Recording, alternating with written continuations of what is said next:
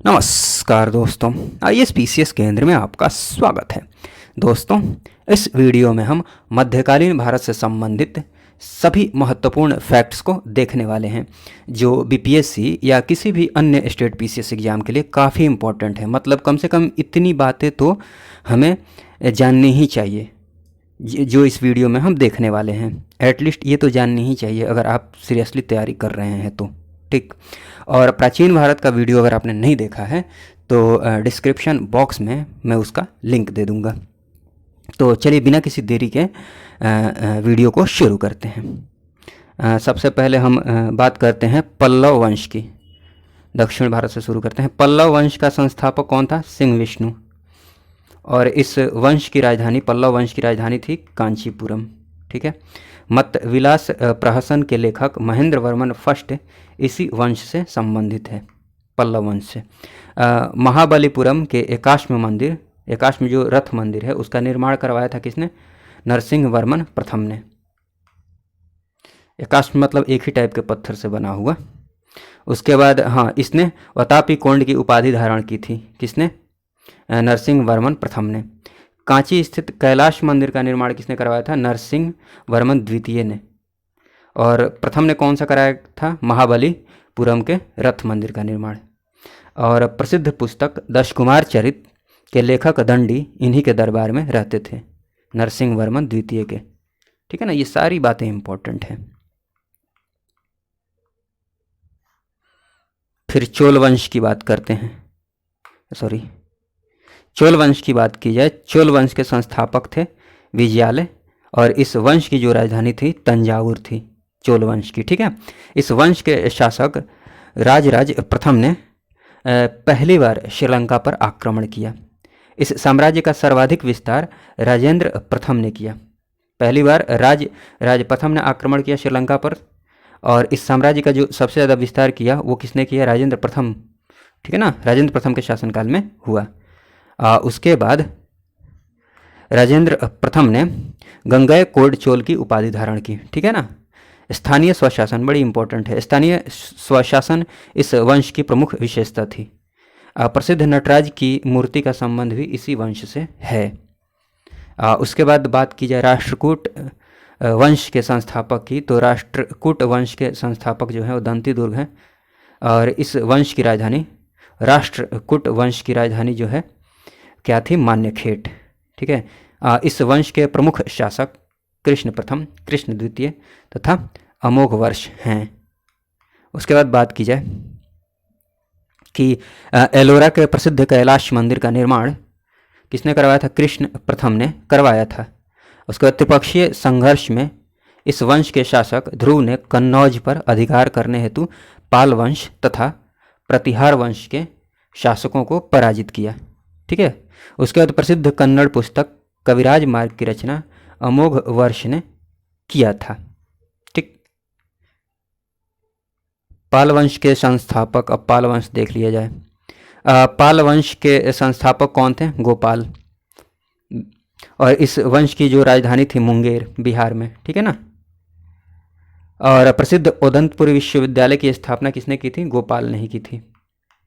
ठीक। इस वंश के शासक देवपाल ने उदंतपुरी में बौद्ध मठ का निर्माण करवाया था।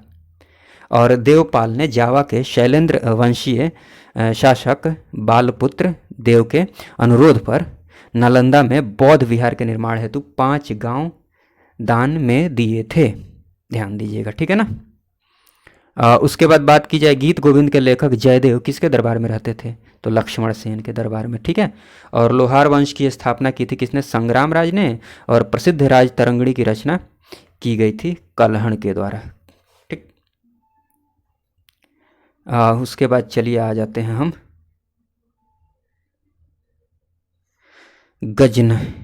गजनी साम्राज्य के संस्थापक कौन था? अलप्तगीन। एक मिनट रुकिएगा। अलप्तगीन। ठीक है। महमूद गजनी सुल्तान की उपाधि धारण करने वाला पहला शासक था। महमूद गजनी के दरबार में अलबरूनी, फिरदौसी, फारूकी एवं उत्वी रहते थे। गजनी ने भारत पर 17 बार आक्रमण किया था। उसके बाद बात की जाए कि इसने पहला आक्रमण 1000 ईस्वी में तथा अंतिम आक्रमण 1027 ईस्वी में किया। इसने 1025 ईस्वी में सोमनाथ मंदिर पर आक्रमण किया था। मोहम्मद गौरी ने भारत पर पहला आक्रमण किया था 1175 ईस्वी में। दूसरी बार आक्रमण किया 1178 ईस्वी में पाटन गुजरात पर। इस समय यहाँ का शासक कौन था? भीम द्वितीय। चलिए बात कर लेते हैं कि प्रथम तराइन का प्रथम युद्ध हुआ था 1191 में, वो गौरी और मोहम्मद गौरी और पृथ्वीराज चौहान के बीच में हुआ था, जिसमें पृथ्वीराज चौहान विजयी रहे थे। ठीक। तराइन का जो द्वितीय युद्ध हुआ था 1192 में गौरी और पृथ्वीराज के बीच, इसमें मोहम्मद गौरी विजयी हुआ था। और चंदावर का जो युद्ध हुआ था वो गौरी और जयचंद के बीच में हुआ था, जिसमें गौरी विजयी रहा था 1194 में। फिर और बात कर ली जाए कि हाथी अभिलेख की बात कर ली जाए, कौन सा अभिलेख किस शासक से संबंधित है? हाथी गुम्फा अभिलेख कलिंग नरेश खारवेल से संबंधित है। जूनागढ़ अभिलेख रुद्र दामन से संबंधित है। अहोल अभिलेख पुलकेशिन द्वितीय से संबंधित है। मंदसौर अभिलेख नरेश यशोवर्मन से संबंधित है। नासिक अभिलेख गौतमी बलश्री से संबंधित है। और भीतरी अभिलेख स्कंदगुप्त से रिलेटेड है। ठीक है। उसके बाद बात की जाए गुलाम वंश। गुलाम वंश के संस्थापक कौन था? कुतुबुद्दीन ऐबक। और ऐबक के समय राजधानी क्या थी? लाहौर थी। कुतुब मीनार की नींव ऐबक ने ही डाली थी और कुतुब मीनार का पूर्ण रूप से निर्माण किया था इल्तुतमिश ने। ठीक है। ऐबक को लाख बख्श कहा जाता है।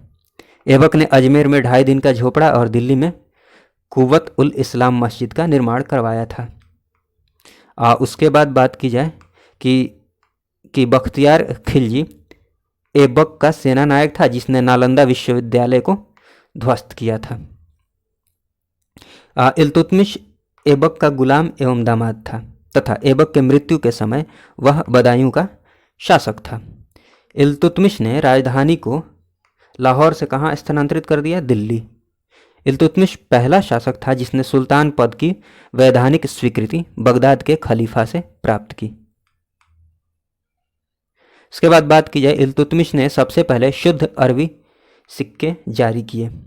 इसने तुर्काने चहलगानी नामक संगठन बनाया और इसने इक्ता प्रणाली की शुरुआत की। इल्तुतमिश द्वारा शुरू किए गए संगठन तुर्काने चहलगानी का विनाश किसने किया? बलबन ने। और इसके बाद बात की जाए कि इसने राज दरबार में सिजदा एवं पैबोस प्रथा की शुरुआत की। ठीक है ना। पैबोस मतलब पांव चूमने की प्रथा की शुरुआत की किसने? बलबन ने। इसने अपने विरोधियों के प्रति लौह एवं रक्त की नीति अपनाई। उसके बाद नसीरुद्दीन महमूद ने बलबन को उलूग खान की उपाधि दी और नसीरुद्दीन महमूद एकमात्र सुल्तान था जो टोपी सीकर अपना जीवन यापन करता था। उसके बाद बात की जाए खिलजी वंश, तो खिलजी वंश के संस्थापक कौन था? जलालुद्दीन फिरोज खिलजी। और अलाउद्दीन खिलजी के समय इस वंश का सर्वाधिक विस्तार हुआ, खिलजी वंश का। अलाउद्दीन खिलजी ने पहली बार सैनिकों को नकद वेतन देने की प्रथा शुरू की एवं स्थायी सेना की नींव रखी। अलाउद्दीन खिलजी ने ही घोड़े दागने एवं सैनिकों का हुलिया लिखने की प्रथा की शुरुआत की। इसने देखिएगा कि इसने मूल्य नियंत्रण प्रणाली की शुरुआत की और इसने सीरी की किला, अलाई दरवाज़ा एवं 1000 खंभा महल का निर्माण करवाया। इसने स्वयं को सिकंदर सानी की उपाधि से विभूषित किया। इसके समय भू राजस्व की दर 50% थी, 1/2 भाग। ठीक है ना। और दक्षिण भारत विजय हेतु अलाउद्दीन ने मलिक काफूर को नियुक्त किया था। अलाउद्दीन खिलजी के मृत्यु के पश्चात कुतुबुद्दीन मुबारक खिलजी दिल्ली के सिंहासन पर बैठा। कुतुबुद्दीन मुबारक खिलजी को नग्न स्त्री एवं पुरुषों की संगत पसंद थी।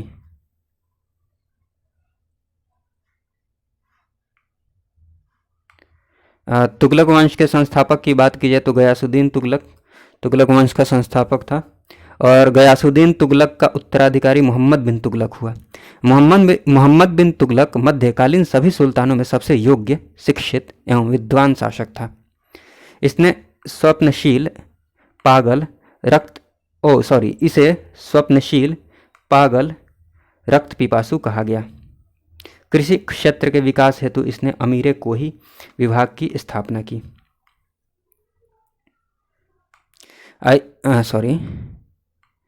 इसने अपनी राजधानी को दिल्ली से स्थानांतरित कर देवगिरी स्थापित की तथा इसका नाम दौलताबाद रखा। सबसे पहले सर्वप्रथम सांकेतिक मुद्रा का प्रचलन इसी के द्वारा किया गया। सर एडवर्ड थॉमस ने मोहम्मद बिन तुगलक को प्रिंस ऑफ मनियर्स कहकर पुकारा। इसी के शासनकाल में मोरक्को का यात्री इब्न बतूता भारत आया था। इसने जैन धर्म के प्रसिद्ध संत जिन प्रभु सूरी को सम्मानित किया। ब्राह्मणों पर जजिया लागू करने वाला पहला मुसलमान शासक था कौन? फिरोज तुगलक। चलिए कुछ विभाग है जिससे संबंधित इधर सुल्तान है जिन्होंने शुरुआत की थी। दीवाने अर्ज की बात की जाए तो बलबन ने शुरू की थी। दीवाने मुस्तखराज की बात की जाए तो अलाउद्दीन खिलजी ने। दीवाने कोही की बात की जाए तो मोहम्मद बिन तुगलक से संबंधित है। दीवाने खैरात की बात की जाए तो फिरोज शाह तुगलक से संबंधित है। दीवाने बंदगान की बात की जाए तो फिरोज शाह तुगलक से संबंधित है। दीवाने इस्तेहाक की बात की जाए तो फिरोज शाह तुगलक। मतलब खैरात, बंदगान और इस्तेहाक की बात की जाए तो फिरोज शाह तुगलक। बाकी ध्यान आपको ये रखना है, दीवाने अर्ज, बलबन, मुस्तखराज, खिलजी, कोही, मोहम्मद बिन तुगलक। चलिए उसके बाद बात की जाए सैयद वंश के संस्थापक की, तो सैयद वंश का संस्थापक था खिज्र खान। इसने रैयत आला की उपाधि धारण की थी। लोधी वंश के संस्थापक की बात की जाए तो बहलोल लोधी। और 1504 ईस्वी में आगरा शहर की स्थापना की थी। किसने? लोधी वंश का शासक सिकंदर लोधी ने। ठीक, इसने मुसलमानों को तजिया निकालने एवं मुस्लिम महिलाओं को मजार पर जाने से प्रतिबंधित किया था। इसने गुलरुखी शीर्षक से फारसी कविताओं की रचना की थी। सल्तनत काल में अंतर्राष्ट्रीय बंदरगाह के रूप में प्रसिद्ध था देवल। फिर बात की जाए विजयनगर साम्राज्य के संस्थापक की। विजयनगर साम्राज्य के संस्थापक की बात की जाए तो हरिहर एवं बुक्का थे और विजयनगर की राजधानी थी हम्पी। इस वंश के शासक बुक्का प्रथम ने वेदमार्ग प्रतिष्ठापक की उपाधि धारण की थी। देवराय प्रथम के शासनकाल में इटली का यात्री निकोल कांटी विजयनगर आया था। देवराय द्वितीय के शासनकाल में फारसी राजदूत अब्दुल रज्जाक विजयनगर आया और देवराय द्वितीय को जगबेटकर की संज्ञा दी गई।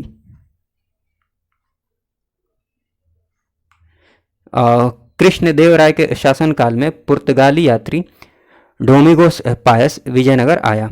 कृष्णदेवराय के शासनकाल में पुर्तगाली यात्री बारबोसा भी विजयनगर आया। अच्युत राव के शासनकाल में पुर्तगाली यात्री नूनिज विजयनगर आया और मुगल शासक बाबर ने अपनी आत्मकथा में कृष्णदेवराय को भारत का सबसे शक्तिशाली शासक बताया है। कृष्णदेवराय के दरबार में तेलुगु साहित्य के प्रसिद्ध कवि रहते थे जिन्हें अष्टदिग्गज कहा गया। फिर बात की जाए विजयनगर साम्राज्य के पतन का कारण तालिकोटा युद्ध था जो 23 जनवरी 1565 को हुआ था। चलिए अब मुगल वंश के संस्थापक की बात की जाए तो मुगल वंश के संस्थापक बाबर को माना जाता है और इसने बादशाह की उपाधि धारण की थी। इसने गाजी की उपाधि धारण की, बादशाह और गाजी की, ठीक है। और खानवा के युद्ध में इसने जिहाद का नारा दिया। इसने भारत पर 5 बार आक्रमण किया। पानीपत के प्रथम युद्ध में इसने पहली बार तोप खाने का प्रयोग किया था। बाबर ने अपनी आत्मकथा बाबरनामा तुर्की भाषा में लिखी जिसका फारसी भाषा में अनुवाद अब्दुल रहीम खान ने किया। पानीपत के युद्ध की बात की जाए, पानीपत का जो प्रथम युद्ध हुआ था 21 अप्रैल 1526 में हुआ था इब्राहिम लोधी और बाबर के बीच में, बाबर जिसमें विजयी हुआ। खानवा का युद्ध हुआ था 1527 में राणा सांगा एवं बाबर के बीच में जिसमें बाबर विजयी हुआ है। चंदेरी का युद्ध हुआ था ठीक उसके बाद 28 में मेदिनी राय और बाबर के बीच में। घाघरा का युद्ध हुआ था अफगान और बाबर के बीच में, जिसमें बाबर विजयी रहा 1529 में। फिर बात की जाए बाबर का उत्तराधिकारी कौन हुआ, हुमायूं। इसने 1533 में दीन पनाह नगर की स्थापना की। यह ज्योतिष में विश्वास रखता था। 25 जून 1539 में शेर खान एवं हुमायूं के बीच चौसा का युद्ध हुआ। 1539 ध्यान रखिएगा। इसमें शेर खान विजयी हुआ। उसके बाद बात की जाए 1540 ईस्वी में शेर खां एवं हुमायूं के बीच बिलग्राम अर्थात कन्नौज का युद्ध हुआ। इसमें भी शेर खां विजयी हुआ। कन्नौज युद्ध में हार के पश्चात हुमायूं 15 वर्षों के लिए निर्वासित जीवन व्यतीत करने लगा। शेर खान मतलब वही शेर शाह सूरी। और पुनः 1555 ईस्वी में इसने पंजाब के शूरी शासक सिकंदर को पराजित कर दिल्ली की गद्दी पर बैठा। हुमायूं नामा की रचना इसी की बहन गुलबदन बेगम ने की थी। याद रखिएगा ये डेट कि देवरा का युद्ध हुआ था 1531 में और सरहिंद का युद्ध हुआ था 1555 में। शेर शाह सूरी को शेर खान की उपाधि दिया था किसने, बहार खान लोहानी ने। और शेर शाह ने कबूलियत एवं पट्टा प्रथा की शुरुआत की। शेर शाह ने 1541 में पाटलिपुत्र को पुनः पटना नाम से स्थापित किया और इसने किलाए कुहना नामक मस्जिद की स्थापना की। सम्राट अकबर की बात की जाए तो सम्राट अकबर का राज्याभिषेक हुआ था 1556 ईस्वी में कलानौर में। और अकबर का जो संरक्षक था वो था बैरम खां। 5 नवंबर 1556 को अकबर एवं हेमू के बीच पानीपत की दूसरी लड़ाई हुई जिसमें अकबर विजयी हुआ। 1576 को अकबर एवं महाराणा प्रताप के बीच हल्दी घाटी का युद्ध हुआ जिसमें अकबर विजयी हुआ। हल्दी घाटी युद्ध में मुगल सेना का नेतृत्व किसने किया था, मान सिंह ने किया था। और अकबर ने जैन धर्म के विद्वान हरिविजय सूरी को जगत गुरु की उपाधि दी। जब्ती प्रणाली की शुरुआत अकबर के शासनकाल में हुआ। मुगल काल में दहसाल बंदोबस्त व्यवस्था की शुरुआत टोडरमल ने किया था। और दीन इलाही धर्म स्वीकार करने वाला प्रथम एवं अंतिम हिंदू कौन था, बीरबल। अकबर के समय दसवंत, बसावन, अब्दुल समद प्रसिद्ध चित्रकार थे। इसने तानसेन को कंठाभरण वाणी विलास की उपाधि दी थी। इसने अनुवाद विभाग की स्थापना की थी और अकबर ने गुजरात विजय के उपलक्ष्य में बुलंद दरवाजा का निर्माण करवाया था। यह नगाड़ा वाद्य यंत्र बजाने में निपुण था। इसके दरबार में 9 रत्न रहते थे। ठीक, उसके बाद बात की जाए कि इसके शासन प्रणाली की प्रमुख विशेषता मनसबदारी प्रथा थी। देखिए आपको डिटेल्स में सारी चीज़ें चाहिए ना, तो मैं दूसरे वीडियो में मैंने इन सारी चीज़ों को बनाया भी है, इसको अपलोड कर दूंगा मैं, ठीक है, तो उसमें देख लीजिएगा। उसके बाद बात की जाए इसके शासनकाल में, ये वीडियो विशेषकर रिवीजन के पर्पज़ से बनाया गया है। ठीक, तो डिटेल्स में देखना है तो वो वीडियो आप देख लीजिएगा, ठीक ना। इसके शासनकाल में आगरा का लाल किला, बुलंद दरवाज़ा, पंचमहल, दीवान खास, इलाहाबाद का किला एवं लाहौर का किला का निर्माण किया गया। इसने अब्दुल सम्मद को शेरी कलम एवं मोहम्मद हुसैन कश्मीरी को जड़ी कलम की उपाधि दी थी। अकबर द्वारा किए गए महत्वपूर्ण कार्य की बात की जाए तो दास प्रथा का अंत किया गया था 1562 ईस्वी में। तीर्थ यात्रा कर की समाप्ति कर दी गई थी 1563 में। जजिया कर की समाप्ति 64 में। फतेहपुर सिकरी की स्थापना 1571, इतना इंपॉर्टेंट नहीं है डेट। इबादत खाने की स्थापना की गई थी 1575 में। मजहर की घोषणा 1579 में। क्रम याद रखिएगा, किसकी स्थापना कब की गई थी, मतलब पहले कौन उसके बाद कौन। दीन इलाही की स्थापना 1582 में और इलाही संवत की शुरुआत 1583 में। उसके बाद प्राचीन मंदिर एवं उनके निर्माणकर्ता के बारे में थोड़ा सा जान लेते हैं। कोणार्क का सूर्य मंदिर निर्माण करवाया था नरसिंह देव प्रथम ने। कांची का कैलाश मंदिर ये देख भी चुके हैं नरसिंह वर्मन द्वितीय ने। मामल्लपुरम का तट मंदिर नरसिंह वर्मन द्वितीय ने, ये नहीं देखा था। एलोरा का कैलाश मंदिर ये देख लिया कृष्ण प्रथम ने। और पुरी का जगन्नाथ मंदिर चोल शासक गंगदेव ने। ओडिशा का लिंगराज मंदिर ययाति केसरी ने। चलिए उसके बाद थोड़ा देख लिया जाए कि न्याय की जंजीर के रूप में माना जाता है किसे? जहांगीर को। जहांगीर के बड़े पुत्र खुसरो ने गुरु अर्जुन देव की सहायता से जहांगीर के खिलाफ विद्रोह किया। खुसरो की सहायता करने के कारण जहांगीर ने गुरु अर्जुन देव को फांसी की सजा दी। इसके शासनकाल में मुगल चित्रकला अपने चरम उत्कर्ष पर थी। इसके दरबार में रहने वाले प्रमुख चित्रकार उस्ताद मंसूर, अबुल हसन, विशन दास, मोहम्मद मुराद थे। इसने संस्कृत भाषा के विद्वान जगन्नाथ को पंडित राज की उपाधि दी। अशोक के कौशाम्बी स्तंभ पर जहांगीर का लेख उत्कीर्ण है। इसके शासनकाल में कैप्टन हॉकिंस और सर टॉमस रॉ भारत आए। जहांगीर के मकबरा का निर्माण नूरजहां ने करवाया था और इत्माद उद्दौला का मकबरा का निर्माण नूरजहां ने करवाया था। नूरजहां का वास्तविक नाम मेहरुनिस्सा था। मयूर सिंहासन का निर्माण करवाया था शाहजहां ने और ताजमहल का निर्माण करवाने वाला मुख्य स्थापत्य कलाकार उस्ताद अहमद लाहौरी था। शाहजहां के शासनकाल को स्थापत्य कला का स्वर्ण युग कहा जाता है। दारा शिकोह शाहजहां का पुत्र था। फिर बात की जाए कि दारा शिकोह ने सर्रे अकबर नाम से उपनिषदों का अनुवाद करवाया। इसके अतिरिक्त इसने भगवत गीता एवं रामायण का भी फारसी में अनुवाद करवाया। दारा शिकोह को शाह बुलंद इकबाल के रूप में जाना जाता है। शाहजहां को औरंगजेब ने आगरा के किले में बंदी बनाकर रखा था। उसके बाद बात की जाए मुगल साम्राज्य का एकमात्र शासक जिसका राज्याभिषेक 2 बार हुआ, औरंगजेब ने अपना दूसरा राज्याभिषेक 1659 ईस्वी में करवाया था और औरंगजेब को जिंदा पीर कहा जाता था। इसने सिख धर्म के 90वें गुरु तेग बहादुर की हत्या करवा दी। इसने 1666 में शिवाजी को कैद कर जयपुर भवन में रखा और औरंगजेब ने पुनः 1679 ईस्वी में जजिया कर को लागू किया। इसने प्रसिद्ध बीवी का मकबरा का निर्माण औरंगाबाद महाराष्ट्र में करवाया। औरंगजेब के शासनकाल में सर्वाधिक हिंदू अधिकारी नियुक्त थे और इसने अपने दरबार में संगीत पर पाबंदी लगा दी थी। इसने 1686 में बीजापुर तथा 1687 में गोलकुंडा को मुगल साम्राज्य में मिलाया। औरंगजेब के समय सूबों की संख्या सर्वाधिक थी। François Bernier